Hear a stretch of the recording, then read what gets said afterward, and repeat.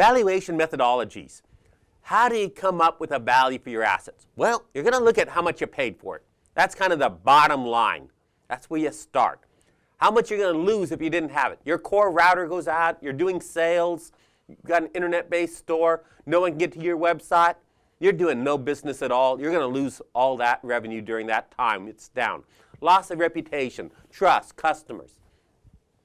You have an early example of Ford with their Pinto, where they had an unshielded fuel tank on the car, and a rear-end collision could result in the car bursting into flames. Horrible thing. Now, it was just bad luck for people who had the accident until the memos leaked, and it became known that Ford chose to pay off death claims instead of fix the car because they thought it was going to cost less. That was a huge marketing disaster for them.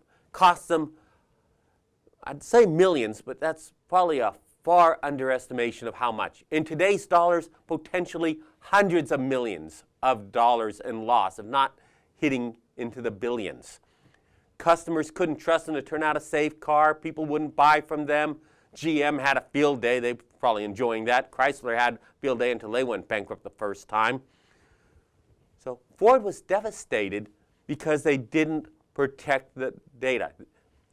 Yes, I know this is data we want out there as customers, but as a company, they didn't want this going out there. It would be devastating to them. They needed to protect that information, and they didn't properly protect it. Litigation costs could go up.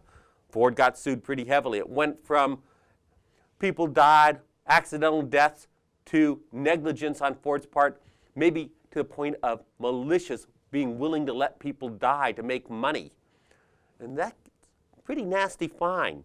You're going to get hit with punitives that are meant to near bankrupt your company, and regulatory costs. You let things slip out, legal, regulatory, civil costs. Regulators look at what you have. If you don't protect it, they may not come to your aid, they may not protect you, or they may take action against you.